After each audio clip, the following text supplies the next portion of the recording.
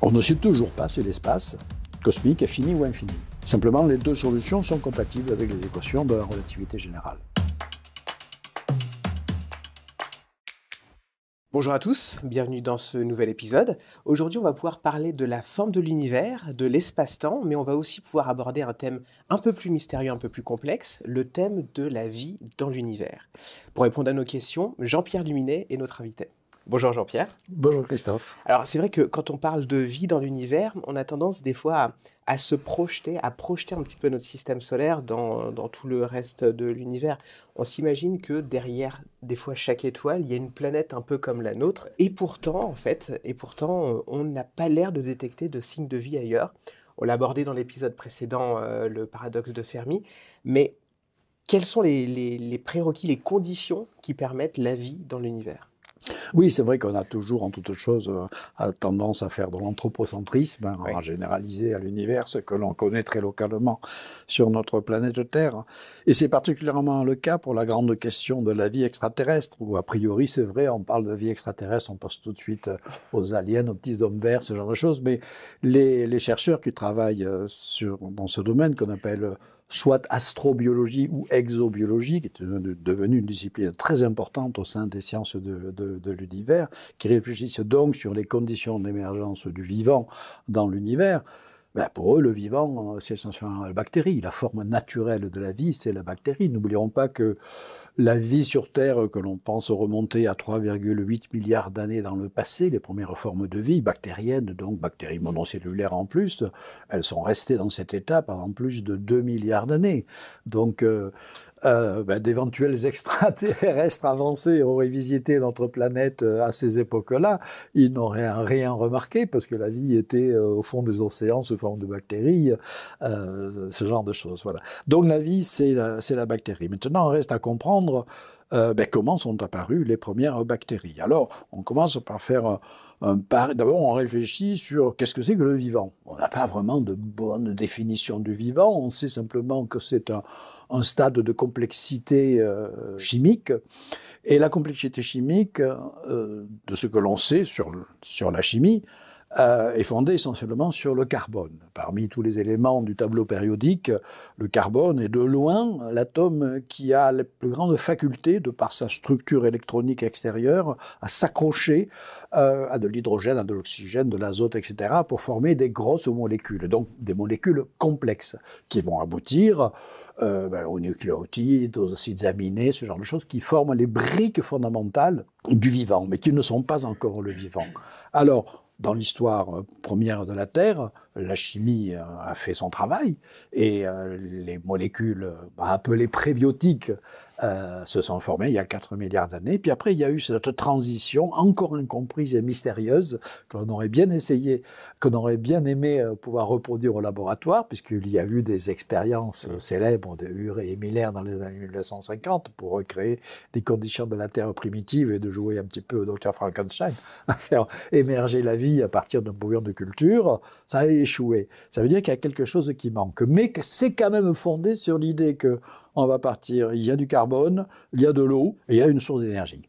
Ah, ça peut être l'énergie du soleil, ça peut être l'énergie interne de la Terre, tout un ensemble de choses. Aujourd'hui, on a plutôt tendance à penser que les premières formes de vie terrestres sont apparues au fond des océans, donc il y a 3,8 milliards d'années, près de ce qu'on appelle des fumeurs. En fait, ce sont des cheminées sous-marines où il y a des résurgences de l'énergie interne de la Terre, et les premières formes de vie seraient apparues là et seraient restées pendant des milliards d'années, simplement sous cette forme-là. Mais malgré tout, la bactérie représente un stade incroyablement, ça nous paraît simple en tant qu'être vivant très évolué, mais c'est pareil, un saut radical par rapport au monde minéral. Hein. Voilà. Donc passer du minéral au vivant, je ne parle même pas encore du végétal, hein. Le végétal c'est encore une étape beaucoup plus avancée, c'est quelque chose dont on ne maîtrise pas les paramètres. Et tout est là, la maîtrise des paramètres. Quels sont les paramètres nécessaires pour aboutir au vivant, la bactérie simplement?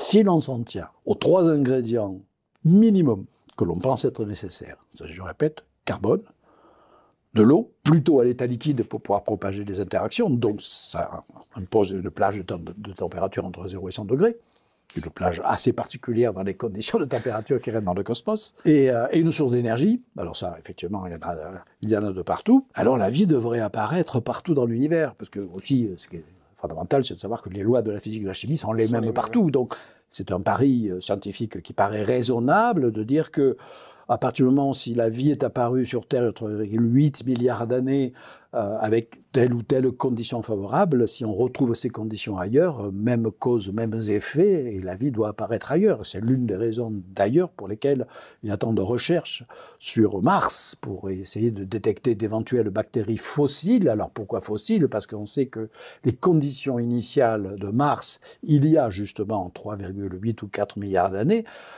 étaient identiques à celles de la Terre. On sait qu'il y a eu de l'eau sur Mars, une atmosphère, etc. Donc, pari raisonnable, il a pu y avoir une première génération de bactéries martiennes de même type que les premières bactéries terrestres, et après simplement les destins des deux planètes ont bifurqué. Mars a essentiellement perdu son atmosphère qui a été soufflée par le vent solaire, et donc Mars est devenu aujourd'hui un désert. Donc il y a ce pari qui paraît raisonnable. Cela dit, rien ne garantit effectivement que, tant qu'on n'a pas trouvé quelque chose de convaincant, que la vie soit apparue sur Mars, ou si elle est apparue sur Mars, qu'on va la trouver aussi facilement en déposant un rover, en gratouillant un peu le sol, en mesurant des échantillons. Ce serait génial, évidemment. Hein. Si on faisait ça, c'est pas impossible du tout. Hein. Si on est optimiste, il y en a qui disent que, je de la NASA qui travaille là-dessus, donc ils sont forcément optimistes, hein, évidemment. Dans 10 ans, on aura des preuves. Voilà. Donc si on a une preuve qu'il y a eu une vie fossile sur Mars, même si elle est éteinte aujourd'hui depuis longtemps, ça veut dire que le pari initial est validé, qu'il n'y a pas beaucoup de paramètres pour que la vie apparaisse. Et donc on va la trouver un petit peu partout dans l'univers. Vous savez qu'il y a aussi un autre candidat encore plus intéressant que Mars dans le système solaire, ce sont les satellites naturels.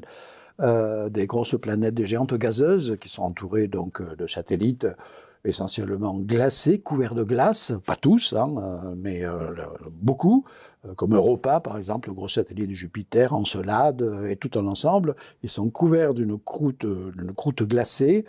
L'intérieur est chaud, ça se mesure en infrarouge, et donc on fait des modèles de structure interne de ces satellites avec des océans subglaciaires, des océans d'eau liquide. Donc on a aussi là des conditions, alors c'est pas à l'air libre, hein, c'est caché sous la croûte de glace, mais on a les conditions minimum, une source d'énergie, qui est l'énergie interne de la planète, de l'eau à l'état liquide dans ces océans, et la chimie du carbone qui est omniprésente, on l'a vérifié à travers des geysers, c'est-à-dire ce sont des éruptions que l'on observe, que nos télescopes et nos sondes spatiales qui ont exploré ces systèmes-là ont repéré des sortes d'éruptions à la surface, par exemple d'Encelade ou d'Europa aujourd'hui. Ce sont une sorte de geysers, des jets de vapeur d'eau, et dans laquelle l'analyse chimique à distance montre qu'il y a des molécules organiques. Pas de vivants, mais des molécules organiques. C'est tout simplement la chimie du carbone. Ouais. La chimie organique, c'est la chimie du carbone. Ouais. Voilà.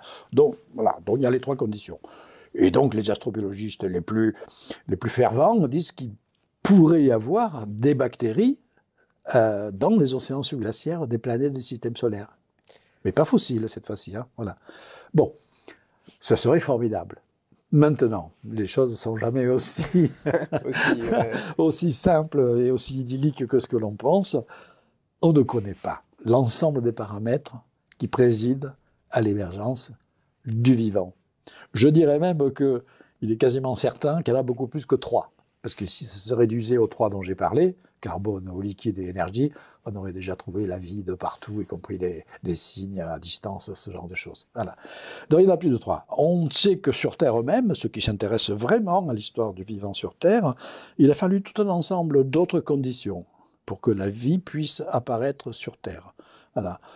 Et des conditions propres à l'histoire même de la planète Terre. Par exemple, la formation de la Lune.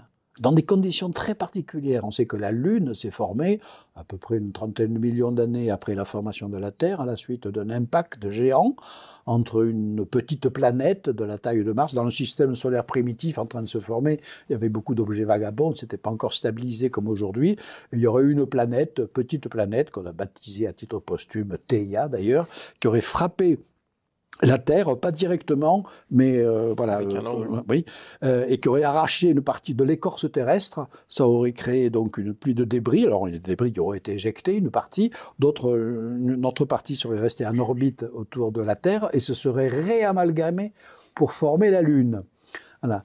Et donc, c'est ce système-là, ce modèle de collision qui explique le mieux, pour l'instant, les caractéristiques de la Lune, puisque les premières missions Apollo sur la Lune ont montré que la Lune ne s'était pas formée comme la plupart des autres satellites du système solaire. Notamment, elle n'avait pas de noyau de fer, elle n'avait pas de champ magnétique, ce genre de choses.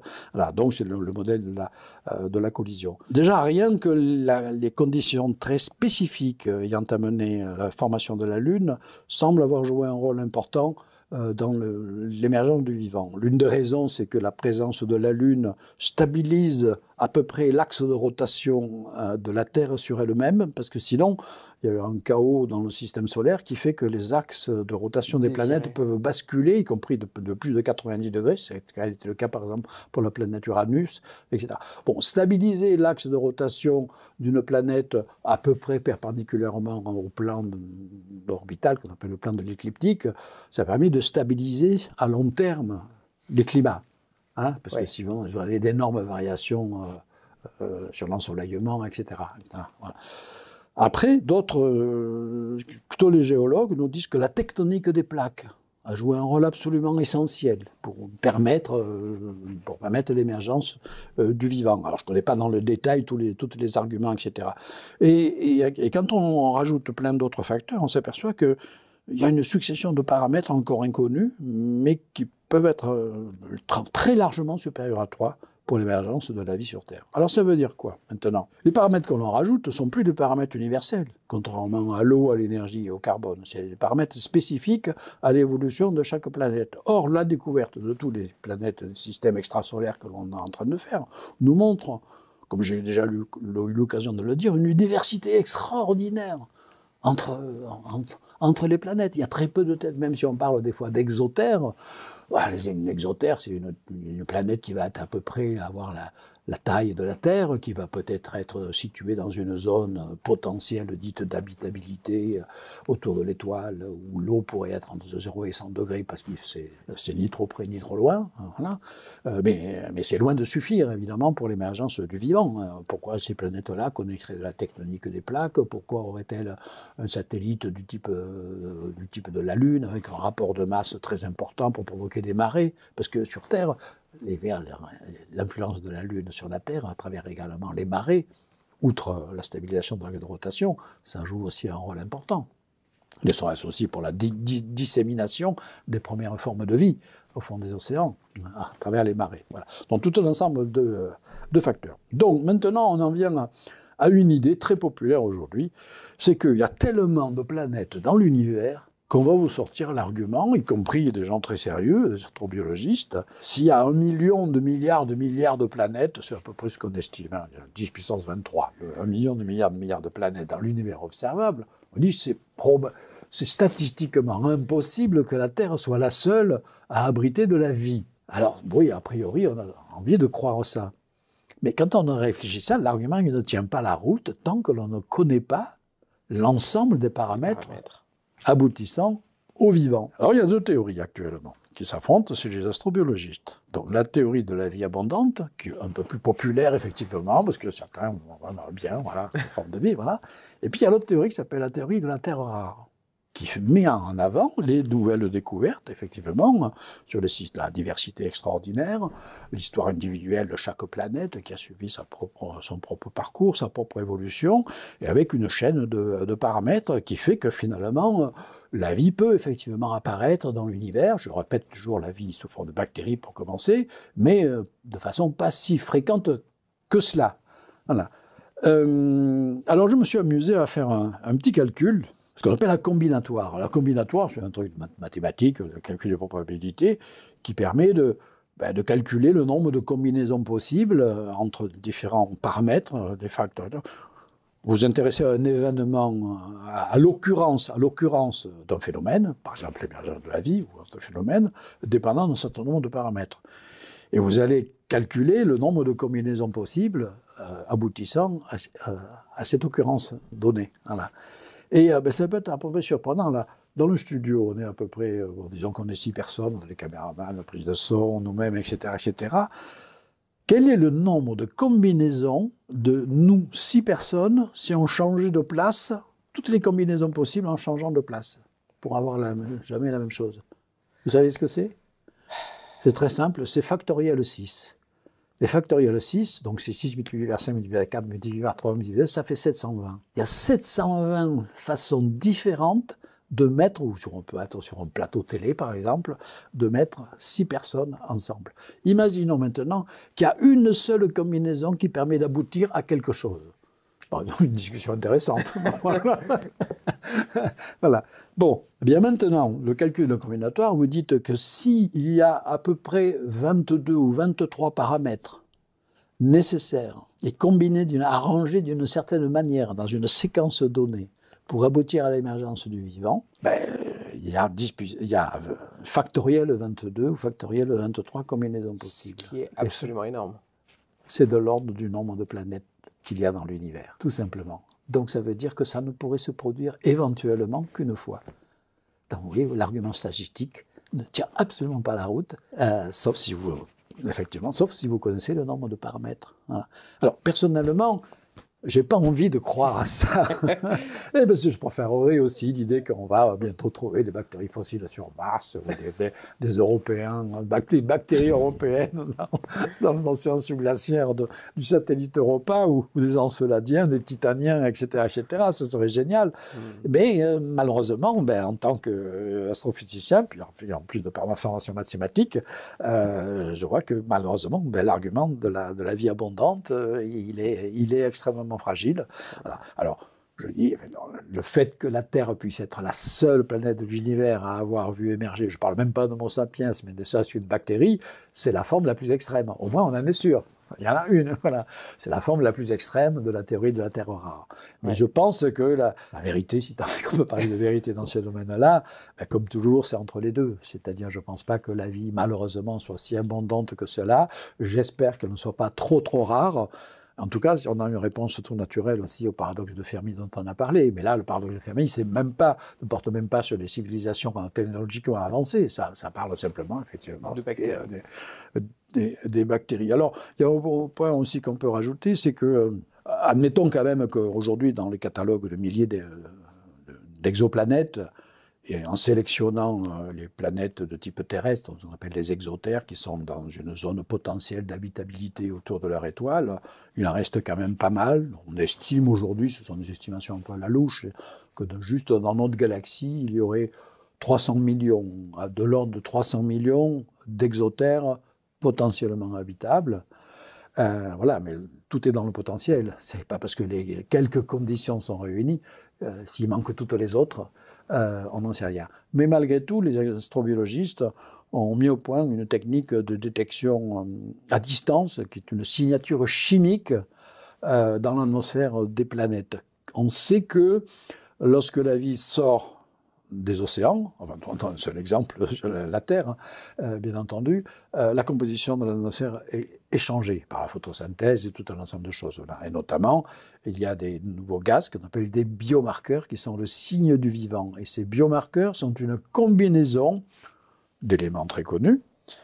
Il y a la vapeur d'eau, il y a le dioxyde de carbone, il y a le méthane, CH4, et il y a l'ammoniac également. Et donc, les astrobiologistes suggèrent que si l'on trouve cette combinaison dans l'atmosphère d'une exoplanète, et ça devrait être possible dans un proche futur, grâce à la spectroscopie très développée, très avancée, de mesurer la composition chimique des exoplanètes pas trop lointaines. Si on trouve cette signature, ça veut dire qu'il y a une forme de vie à la surface de ces planètes. On ignorera de quelle nature. Alors là, ça ferait basculer, si j'en avais ça ferait basculer effectivement dans la théorie plutôt de la vie abondante, bien entendu. Voilà. Tant que malheureusement on n'a aucun indice d'une forme de vie autre que celle que l'on a sur Terre, l'hypothèse de la Terre rare, elle est là. voilà, la première observation qui nous donnera de façon convaincante un indice se fera basculer du côté de la Terre, de la vie abondante. Ce que personnellement je souhaite, mais il faut rester quand même lucide et froid. La combinatoire, on nous dit que c'est pas si évident que cela. Et c'est pas souvent dit. Oui, c'est vrai. Ouais. C'est vrai. Du coup, je rebondis en même temps là-dessus, parce que beaucoup de personnes pensent que l'univers est infini. En théorie, même si les probabilités sont extrêmement basses, si l'univers est infini, euh, mathématiquement, il y a quand même une chance positive que ça se produise une infinité de fois. Est-ce que ce postulat prend ça en compte? Ah oui, alors c'est très, très intéressant comme question, parce que ça nous renvoie même à l'histoire, enfin au tout début des hypothèses sur la pluralité des mondes habités qui a été faite dans la Grèce antique par une école de philosophes antiques qui s'appelle l'école atomiste, et qui est une école donc philosophique différente de l'école autour de Platon et d'Aristote.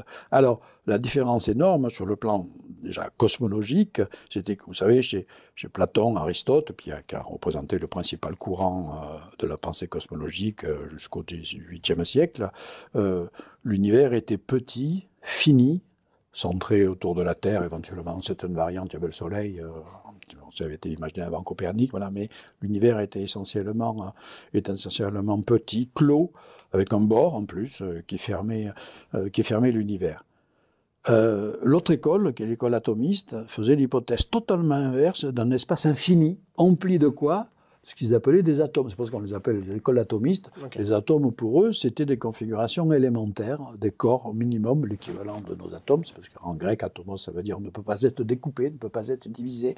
Donc il y avait des unités élémentaires de la matière. Et ils considéraient, dans une vision extrêmement matérialiste d'ailleurs, que tout corps de l'univers, qu'il s'agisse d'un astre, d'une étoile, d'une planète, d'un corps humain, d'un être vivant, était juste une combinaison fortuite et aléatoire d'atomes qui se regroupaient pendant un certain temps, puis après un jour qui se défaisaient. Donc c'était naissance, vie, mort, à travers des combinaisons d'atomes. Mais comme tout cela se déroulait dans un cadre cosmologique d'espace infini et de temps éternel, eh bien ça veut dire que forcément, il y avait des configurations qui allaient se répéter.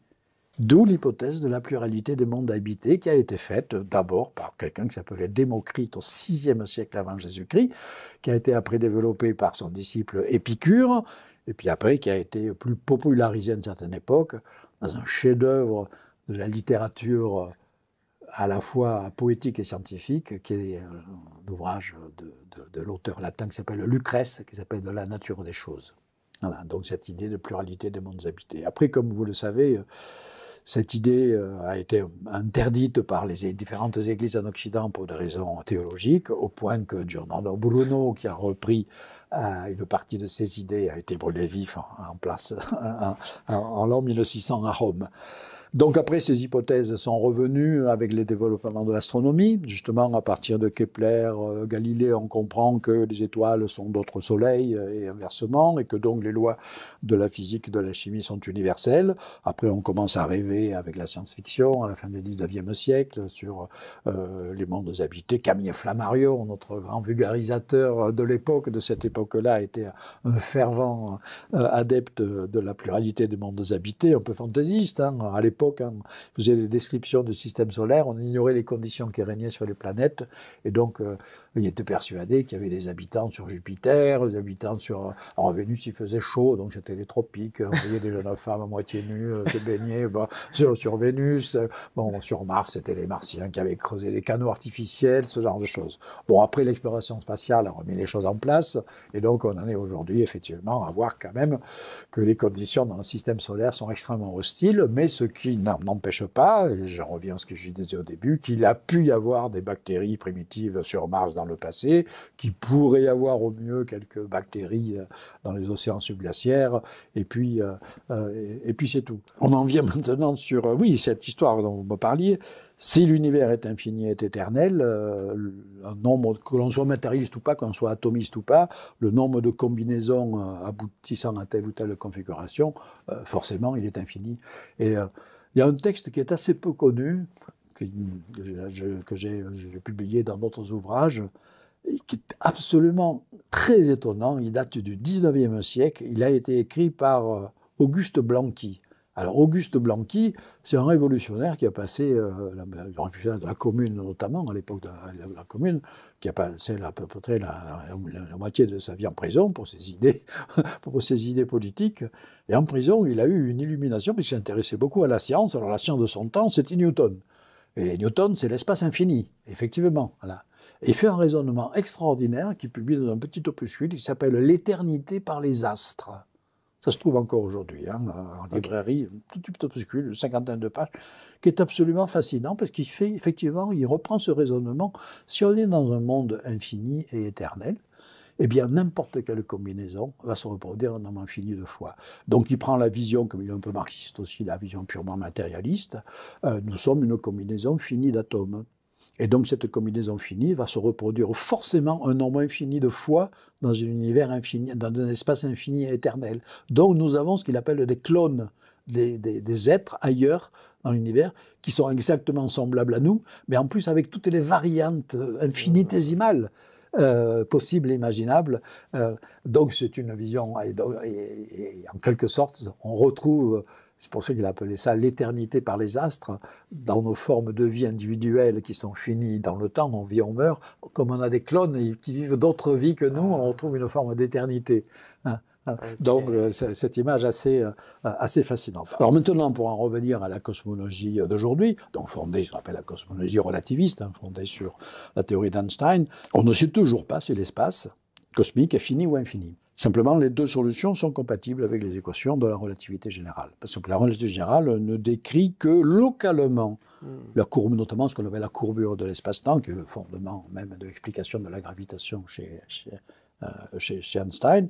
C'est juste une déformation, une distorsion locale de l'espace et du temps, une distorsion spatio-temporelle. Les propriétés globales de l'univers, notamment la vieille question de savoir si l'espace est fini ou infini, qui, je répète, donc était débattue depuis l'Antiquité, n'est pas gérée par la relativité générale. Donc en principe, les deux solutions sont compatibles avec les modèles de Big Bang. On peut avoir un modèle de Big Bang avec un espace infini, ce qui pose quand même un peu quelques questions, parce que qu'est-ce qui s'est passé au Big Bang, l'univers extrêmement petit, mais qui est à la fois infini, voilà.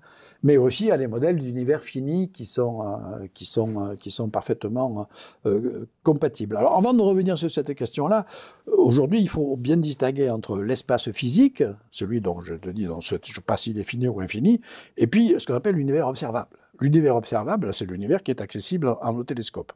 Il est forcément fini, sauf que ce n'est pas un bord matériel. Son bord, c'est un horizon au-delà duquel on ne peut pas voir. Pourquoi? Parce qu'à mesure que l'on observe loin dans l'espace, on observe dans le passé.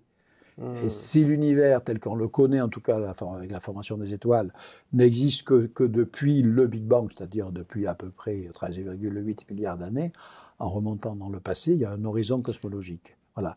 Mais ce qui n'exclut pas que spatialement, l'univers puisse être plus grand que cela. Voilà.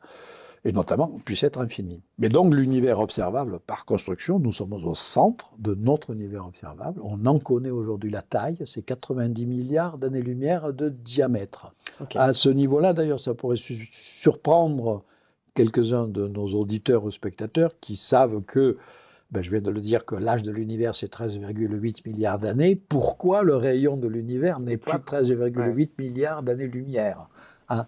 Donc en fait, c'est 45. Mais parce qu'il y a eu l'expansion de l'espace qui est entrée en jeu, qui a étiré le parcours du rayon lumineux. Les rayons lumineux que nous recevons aujourd'hui du fin fond de l'univers, on appelle ça le rayonnement fossile. La première lumière émise dans l'histoire de l'univers a été émise il y a 13,8 milliards d'années. Elle nous parvient aujourd'hui sous forme refroidie, qu'on appelle le rayonnement de fond cosmologique ou le rayonnement fossile. Voilà. Le rayon lumineux, donc, il a parcouru 13,8...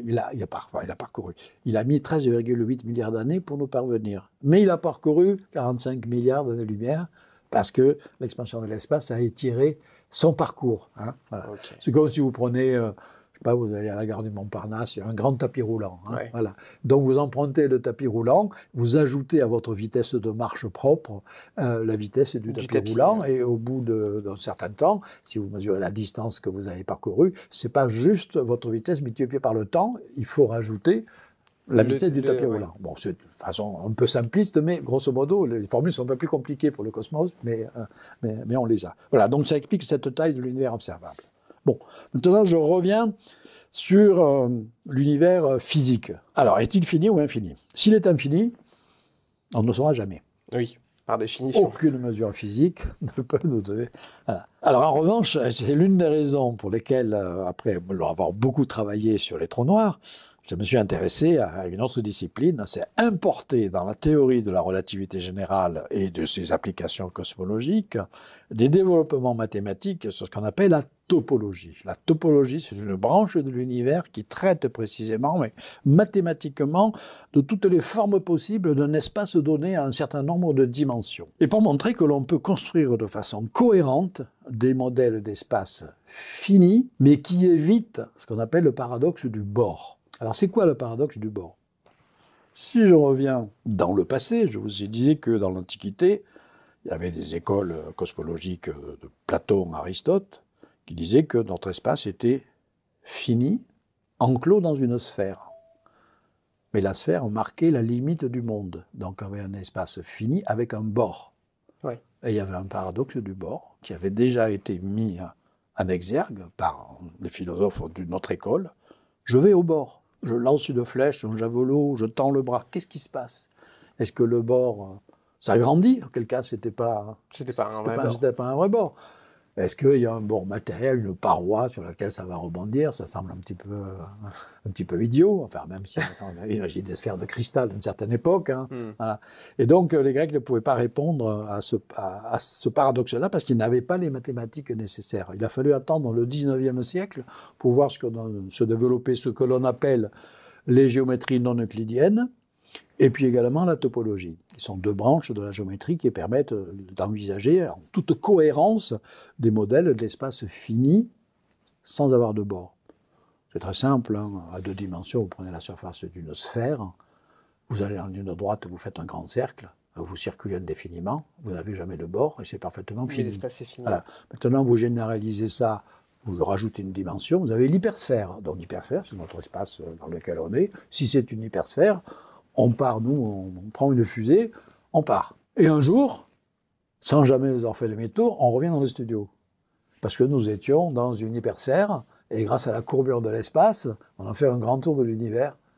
On a fait un parcours fini, sans jamais rencontrer aucune limite. Donc l'hypersphère est parfaitement compatible avec toutes les équations de la relativité, etc.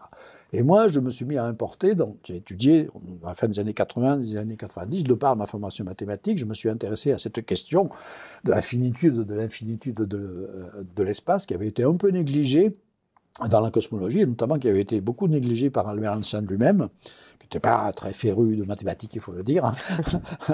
Mais la question, moi je trouve que la question est fascinante. Hein. Toutes les questions qu'on peut se poser sur l'infini, et puis encore plus le fini sans bord, parce qu'il est contre-intuitif. Moi j'aime bien ce qui est contre-intuitif, mais qui est effectivement qu'une solide assise scientifique, une solide assise mathématique.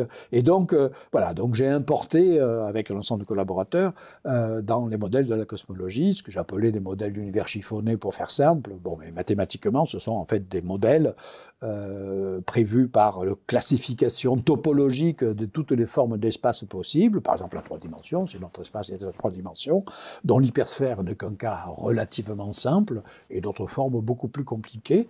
Et on a essayé de voir quelles formes étaient compatibles avec les données expérimentales. En tout cas, théoriquement, elles sont toutes compatibles avec les équations de la relativité, puisqu'il suffit de les rajouter. Il faut faire une hypothèse supplémentaire, une hypothèse purement topologique, pour dire, en fait, bon, par exemple, on va mesurer la courbure de l'espace. Hein, voilà. On va faire des mesures relativement locales. On va trouver, finalement, la courbure de l'espace à grande échelle, elle est très proche de zéro.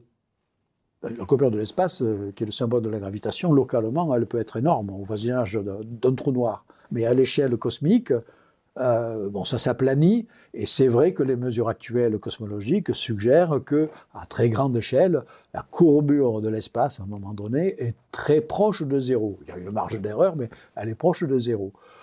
Donc, si elle est proche de zéro, les cosmologistes, la plupart des cosmologistes vous disent, on a un espace euclidien. Et si on néglige la topologie, il est infini. Malheureusement, c'est une simplification abusive. il existe 18 espaces euclidiens. C'est-à-dire qui, localement, ont exactement les mêmes propriétés que l'espace euclidien infini, parallèle, qui ne se recoupe jamais, la somme des angles d'un triangle qui est égale à 180 degrés, etc., mais qui, globalement, sont complètement différents. Alors, pour bien faire comprendre ça, prenons un exemple simple à 2 dimensions. Hein. À 2 dimensions, l'équivalent euclidien, c'est le plan euclidien, hein, qui est infini, etc. Tenons le plan euclidien. Vous découpez un morceau, une bande de papier euclidien, vous avez des bords. Vous les supprimez. Pour supprimer les bords, vous les collez. Vous fabriquez quoi? Un cylindre. Donc déjà, en collant les 2 bords, vous supprimez l'infini dans une direction. Ouais. Après, le cylindre, il reste debout, vous les coupez, vous les collez, et vous faites ce qu'on appelle un tore plat, qui ressemble, en fait, si vous voulez visualiser, ça ressemble à la surface d'une chambre à air, si vous voulez. D'un anneau, tout simplement. Hein, voilà. Sauf que c'est un anneau qui n'a pas vraiment de courbure. Voilà. Ben, c'est un exemple également de surface qui est localement euclidienne. C'est-à-dire si vous vivez à la surface, vous avez l'impression de vivre dans un plan, mais si vous vous déplacez, eh ben vous vous apercevrez que, voilà, que vous n'êtes pas du tout dans le plan euclidien. Voilà. Et donc, c'est un exemple différent de la sphère, toujours à 2 dimensions. Et ben, pareil, vous généralisez à 3 dimensions, vous appelez l'hypertore.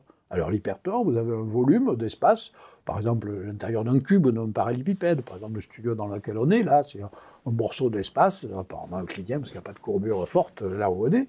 Puis, il y a des parois.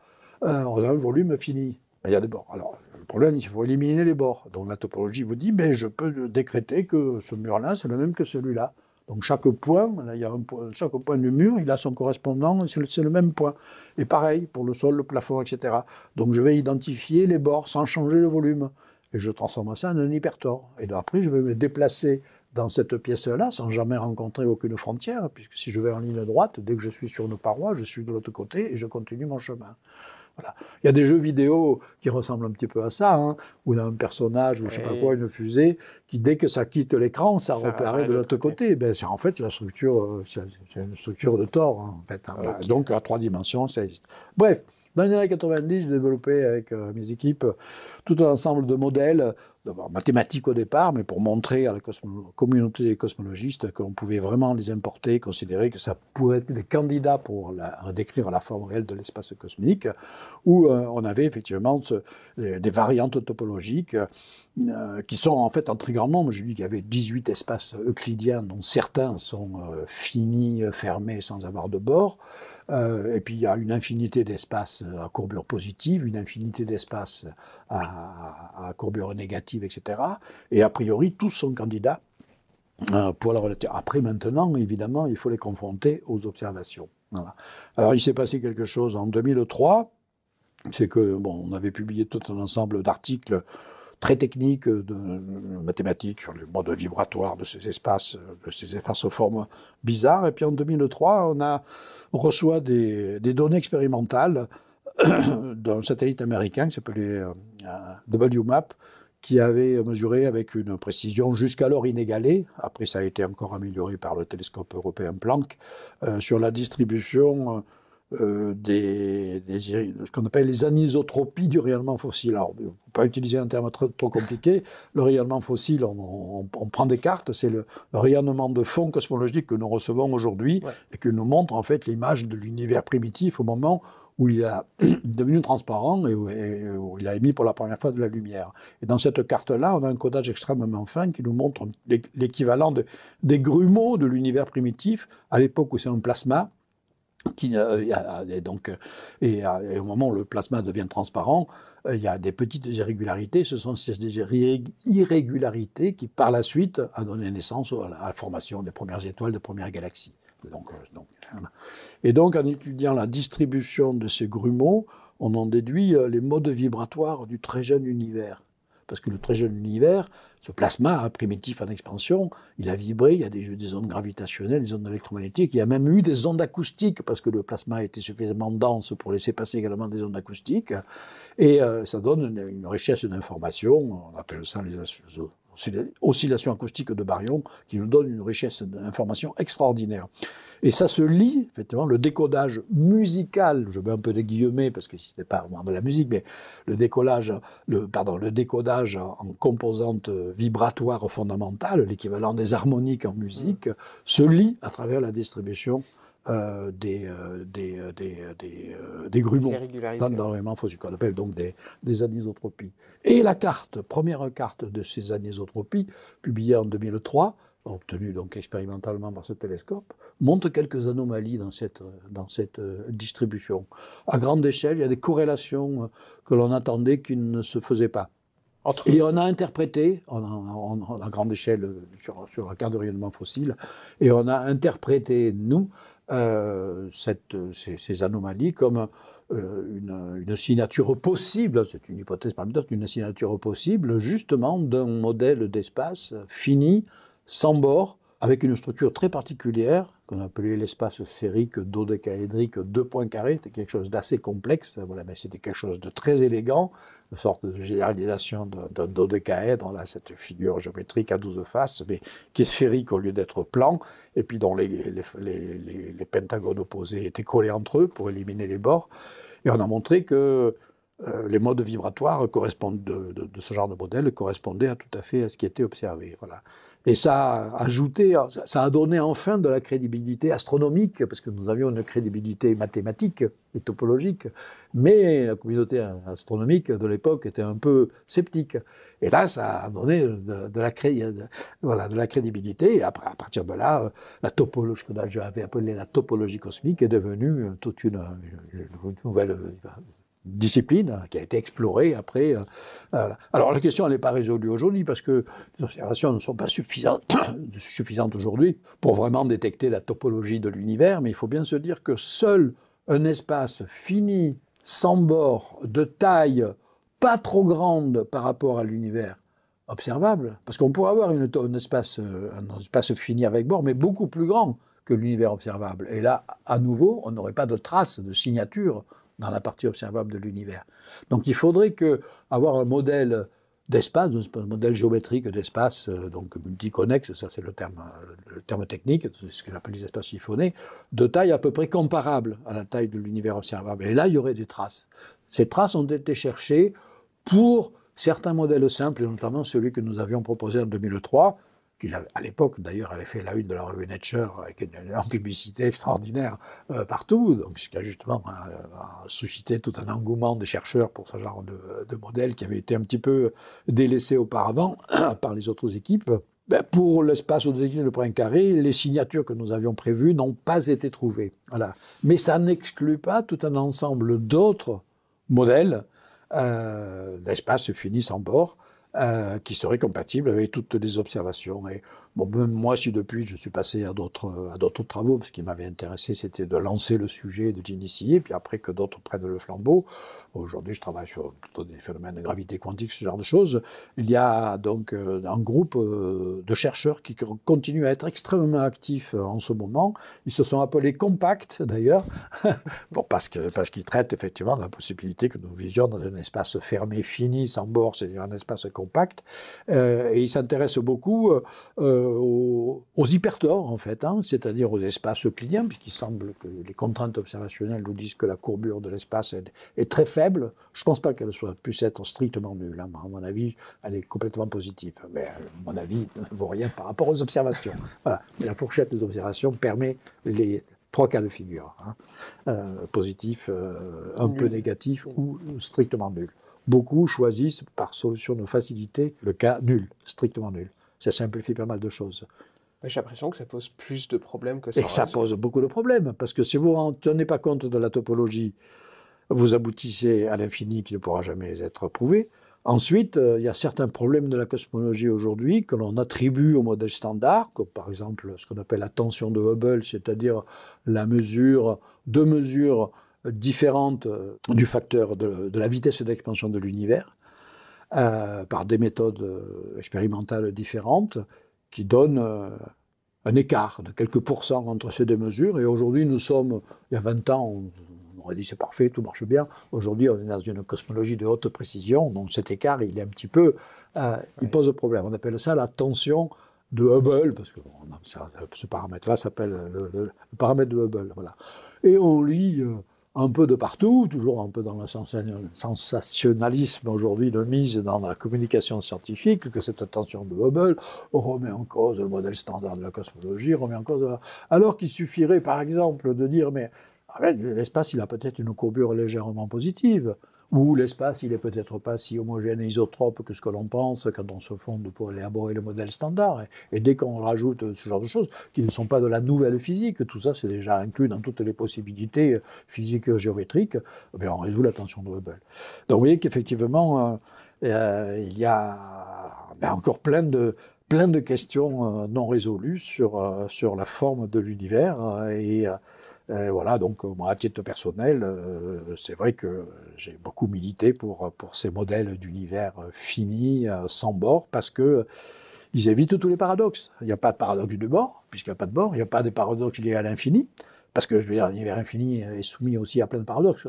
Outre le fait qu'on ne pourra jamais le prouver expérimentalement, ce qui est un dommage pour une théorie scientifique, de ne pas être réfutable, ça pose aussi tout un ensemble de paradoxes. Donc justement, celui dont on avait commencé à parler tout au début, l'infinité de l'espace infini, l'infinité des mondes, l'infinité de configurations. Nous avons tous nos duplicata partout dans l'univers qui font la même interview que nous, mais où je dis un mot légèrement différent, vous me posez une question légèrement différente, et tous ces cas sont réalisés. Voilà. Alors là, on a parlé beaucoup de la forme de l'univers, Ouais. mais il a aussi une capacité à se déformer. Donc je fais le lien avec un livre sur lequel vous êtes en train de travailler. Donc c'est voyager dans un trou noir avec Interstellar, c'est ça? Oui, alors là, donc, justement, c'est deux formes donc, de déformation et de distorsion à des échelles radicalement différentes. Oui. Donc là, on vient de parler d'une forme globale. Oui. Voilà. Après, comme j'ai essayé de le préciser, la relativité générale, qui est une théorie de la gravitation, mais c'est une théorie locale qui décrit la courbure locale de l'espace et du temps engendrée par la présence de corps massifs. Et donc, le b.a.-ba de la relativité générale, c'est qu'au plus un corps est compact, massif, compact, dense, etc., au plus le champ de gravité est important, et le champ de gravité n'est plus interprété comme chez Newton par une force d'attraction, mais par une courbure de l'espace et du temps. Donc la courbure de l'espace et du temps est d'autant plus importante que les corps sont plus concentrés, sont plus compacts. Le cas extrême étant celui du trou noir. Voilà. Donc on a des distorsions locales. Avant de développer sur le trou noir, je fais juste une petite incidente sur des distorsions intermédiaires qu'on appelle les mirages gravitationnels. Les mirages gravitationnels, c'est aussi une des preuves expérimentales que l'on a aujourd'hui sur cette idée, la validation de la courbure de l'espace qui donc dévie les rayons lumineux. Les mirages gravitationnels, qui sont prédits donc par la relativité générale, nous disent que si on a un objet céleste sur la ligne de visée d'un objet plus lointain, l'objet céleste intermédiaire va faire office de ce qu'on appelle une lentille gravitationnelle, c'est-à-dire va déformer l'espace dans son environnement. Les rayons lumineux d'arrière-plan qui viennent d'un objet qui est situé derrière par rapport à l'observateur, la ligne de visée d'observateur, ils vont emprunter plusieurs trajets, puisqu'ils vont être déviés de leur ligne droite, si vous voulez. Ils vont emprunter plusieurs trajets. Et quand ils vont reconverger vers nous, on va avoir une image démultipliée. Ça s'appelle un mirage gravitationnel. Okay. Voilà. Et ils sont aujourd'hui constamment détectés dans l'univers. Le James Webb Telescope, le Hubble Space Telescope, etc. On trouve des mirages gravitationnels absolument extraordinaires. Voilà. Alors maintenant, on en vient au trou noir. Alors là, c'est le cas extrême de la distorsion spatiale et temporelle. Alors je rappelle, le trou noir... c'est un piège gravitationnel, c'est une configuration énergie-matière tellement compacte qu'elle s'est en quelque sorte déconnectée de l'espace-temps extérieur, piégée dans l'intérieur de ce qu'on appelle un horizon des événements, qui est une zone de l'espace immatériel, une frontière géométrique, au-delà de laquelle, en fait, on ne peut plus rien voir quand on est un observateur extérieur, parce que la gravitation piège la matière et la lumière qui a pénétré. Bon, ça, c'est la définition du trou noir relativiste. Mais déjà, donc, Donc on a des solutions mathématiques des équations dans la relativité générale qui décrivent très précisément la forme de l'espace-temps engendré aux abords d'un trou noir. Aux abords d'un trou noir. Alors, théoriquement, il y a deux types de trous noirs. Il y a le trou noir le plus simple, on appelle ça le trou noir de Schwarzschild, du nom de l'un de ses découvreurs. C'est un trou noir statique, qui ne tourne pas sur lui-même, il est parfaitement sphérique. On a une solution de Schwarzschild, on a fait énormément d'études. Bien, là-dessus. Après, en fait, le trou noir générique, c'est un trou noir qui tourne, parce que tous les objets tournent dans l'univers. Ouais. Et la solution, ça s'appelle la solution de Kerr, on appelle ça un trou noir de Kerr, K-E-2-R, également du nom du mathématicien australien qui l'a trouvé pour la première fois. C'était seulement dans les années 60. Le trou noir de Kerr est beaucoup plus intéressant, d'abord parce que c'est le trou noir générique. Tous les trous noirs de l'univers doivent tourner, donc ce sont tous les trous noirs de Kerr, à commencer par les trous noirs dont on a eu des images télescopiques, hein, 87, le trou noir galactique, etc. Ce sont les trous noirs de Kerr. Et donc, on a les structures donc, de l'espace et du temps. Et donc, on peut calculer les effets de distorsion à l'approche de ces trous noirs. Il y a deux types de distorsion, la distorsion spatiale et la distorsion temporelle. Alors, les distorsions spatiales se mesurent, par exemple, à travers l'équivalent de ce qu'on appelle des forces de marée. Alors, les forces de marée, c'est la gravitation, c'est la gravité différentielle. Alors, dans le schéma traditionnel de la gravitation de Newton, il y a une force, l'attraction. Ouais. Dans la force de marée, ça passe quoi? C'est que vous avez un corps qui s'approche de notre corps, la partie avant est soumise à une force légèrement plus grande que la partie arrière, donc il va y avoir une tendance au corps soumis à s'étirer. Exactement, on appelle ça les forces de marée, parce que les marées terrestres, c'est exactement l'effet que la Lune exerce sur les océans de la Terre. Un petit renflement, et ça. Bon. À l'approche d'un trou noir, ces effets de marée sont beaucoup plus considérables. Ouais. Alors même si il faut abandonner la description newtonienne, mais en relativiste, la description relativiste, c'est la courbure en fait qui en joue le rôle. Donc effectivement, prenez un astronaute qui plonge vers un trou noir, disons par exemple les pieds en avant, ben, les pieds ont subissent une courbure beaucoup plus grande que la tête, et donc il va y avoir un étirement, on appelle ça la spaghettification. Okay. Transformer en spaghetti, ça va tirer. Hein. Bon, voilà, ça c'est si on tombe radialement dans un trou noir. Après, si on tombe non pas radialement, mais en tournant autour, comme selon une orbite typique d'étoile, une parabole, ça c'est un phénomène que j'ai étudié dans les années 80. Au lieu d'avoir un spaghetti, on a ce qu'on appelle une crêpe. C'est-à-dire que les effets de marée, grâce à un mouvement de rotation, se compensent en partie. Il y a juste une direction dans laquelle ça s'aplatit, et les deux directions, et les autres directions, voilà, ça se compense, ça s'étend et ça se compense. Et donc ça ressemble plutôt à une crêpe. Voilà. Et j'avais fait développer tout un modèle, une série de modèles, qui après ont été effectivement vérifiés expérimentalement par les observations, que j'ai appelé les crêpes stellaires. C'est la façon dont des étoiles qui s'approchent d'un trou noir géant situé au centre d'une galaxie, sans tomber directement dedans, auquel cas elle serait spaghettifiée, mais le contournant, elle serait aplatie en forme de crêpe dans un premier temps, puis après les exploserait et donnerait des phénomènes que j'avais prédits et qui sont aujourd'hui observés par les télescopes. Donc ça, c'est le symbole des distorsions temporelles, des distorsions spatiales. A priori, quand je vous raconte ça, et si j'en viens avec un peu l'utilisation de ça dans les films de science-fiction, dans Interstellar, vous vous dites, oui, mais alors un astronaute, il va avoir aucune chance de s'approcher d'un trou noir s'il va être spaghettifié ou transformé en crêpe. Sauf que ces phénomènes de force de marée dépendent très sensiblement de la masse des trous noirs. Si vous prenez un trou noir de type stellaire, c'est-à-dire formé à partir d'étoiles, de masse stellaire, alors c'est vrai qu'on ne peut pas les approcher.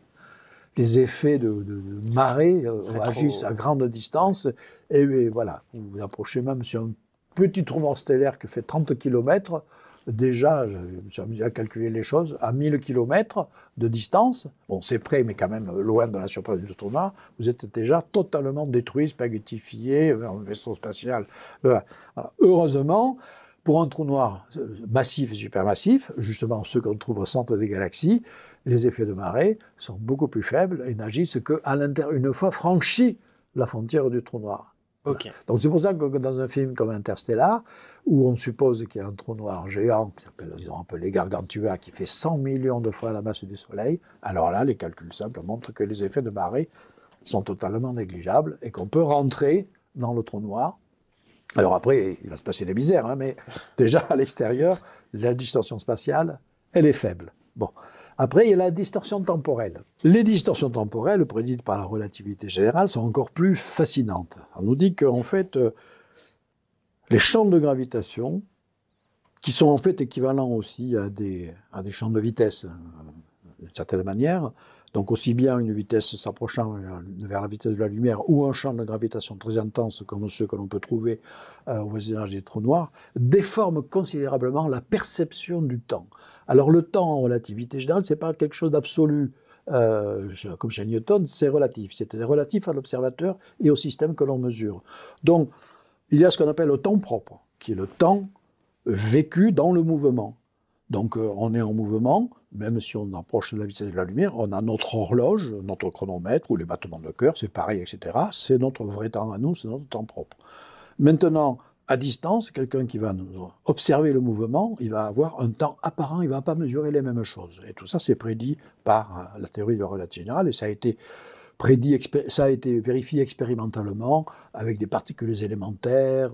Alors, évidemment, dans la vie de tous les jours, ces décalages sont incroyablement faibles, évidemment, puisque nos vitesses sont très petites devant la vitesse de la lumière. Les champs de gravité, eux, sont heureusement très faibles par rapport aux champs de gravité des trous noirs. Et donc, ces décalages sont très faibles, mais avec des mesures de haute précision, on a pu mesurer qu'effectivement, des horloges ultra précises, embarquées dans une fusée ou dans un avion, marquaient le temps de façon extrêmement, légèrement différente, mais conforme au calcul par rapport à une horloge jumelle qui, elle, est restée immobile au laboratoire. Donc, c'est des expériences célèbres qui ont été faites.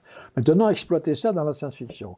Alors, notamment dans Interstellar, il y a une scène extraordinaire, c'est l'une des plus belles scènes du film, où le héros du film, l'astronaute, qui est chargé d'aller chercher des données, de s'approcher en faisant de ce trou noir géant Gargantua, autour duquel gravite notamment une planète qui serait potentiellement habitable. Le problème, c'est que cette planète, qui est appelée la planète Miller, gravite très près de l'horizon des événements du trou noir géant.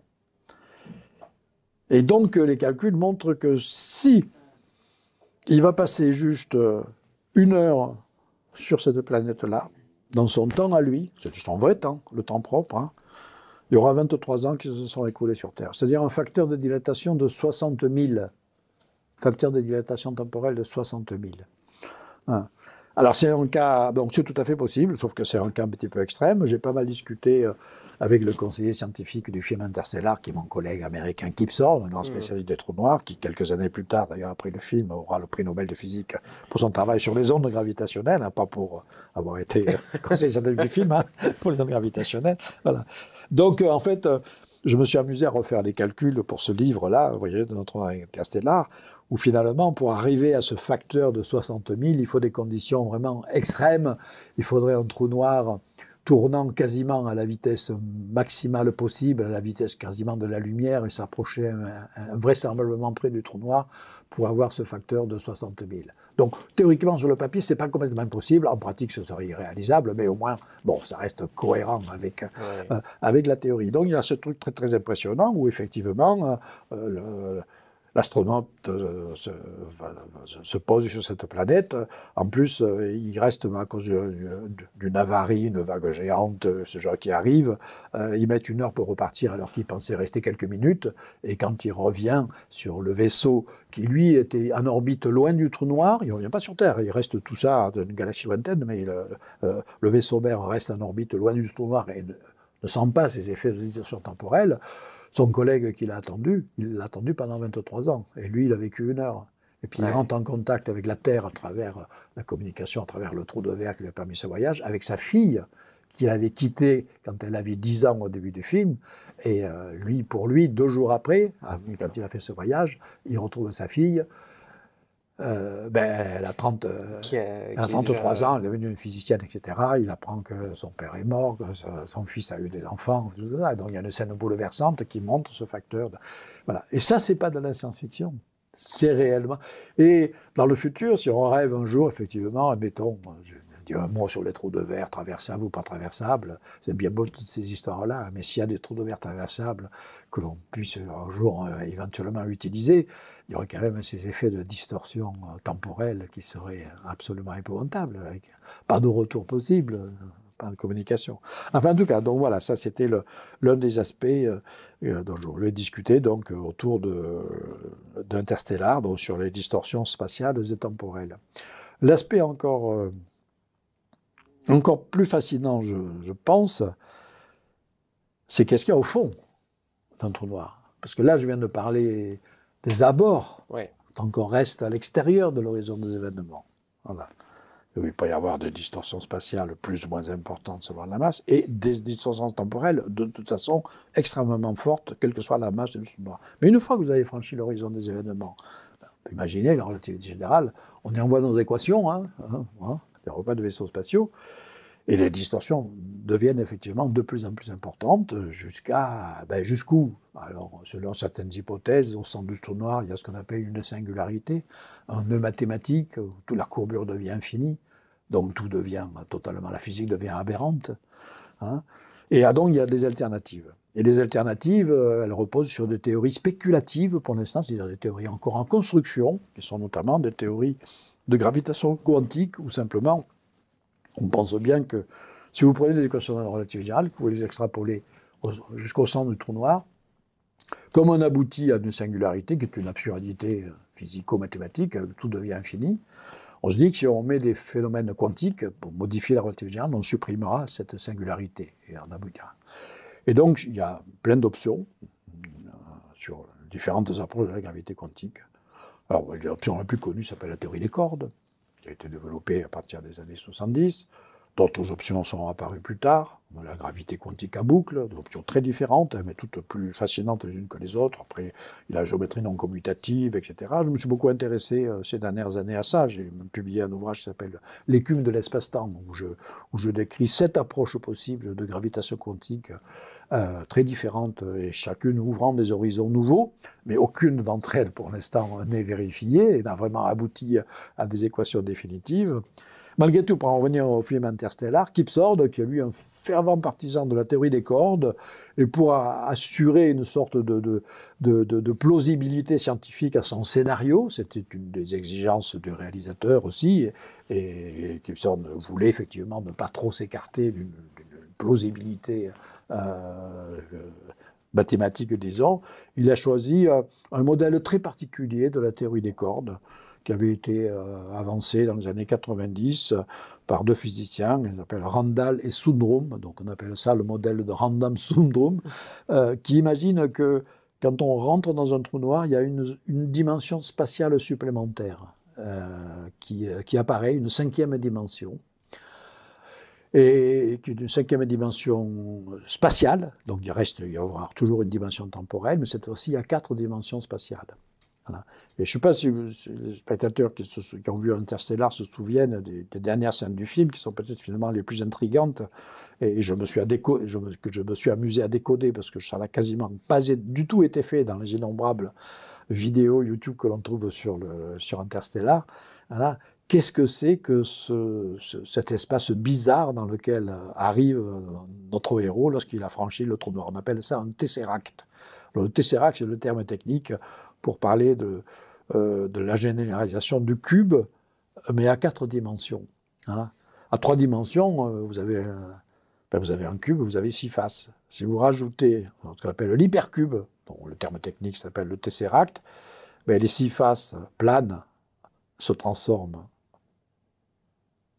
en cube, et donc un tesseract, c'est une structure quadridimensionnelle. Bon, c'est un peu difficile à visualiser, je vous l'accorde. J'ai mis des schémas dans le livre explicatif. On en affichera effectivement. Voilà. Où les faces deviennent cubiques. Voilà. Et donc, c'est ça le tesseract. Et donc, l'hypothèse dans le modèle de Randall-Sundrum, c'est que dans cette 5e dimension, vous avez un tesseract. Mais dans cette 5e dimension, il n'y a que la gravité qui peut se propager. Et ça, c'est une des propriétés fondamentales des théories des cordes. Quand vous rajoutez des dimensions supplémentaires, la gravité se déploie dans toutes les dimensions de l'espace alors que les autres interactions fondamentales qui font ce que nous sommes, la chimie, l'électromagnétisme et les interactions nucléaires fortes et faibles, elles sont confinées dans la partie tridimensionnelle de notre espace. Voilà. Et donc c'est la raison pour laquelle donc, Kipson a choisi cette option-là, parce que l'astronaute pénétrant dans ce tesseract et cette 5e dimension de l'espace va pouvoir communiquer à travers le temps, cette fois-ci, des informations gravitationnelles à sa fille.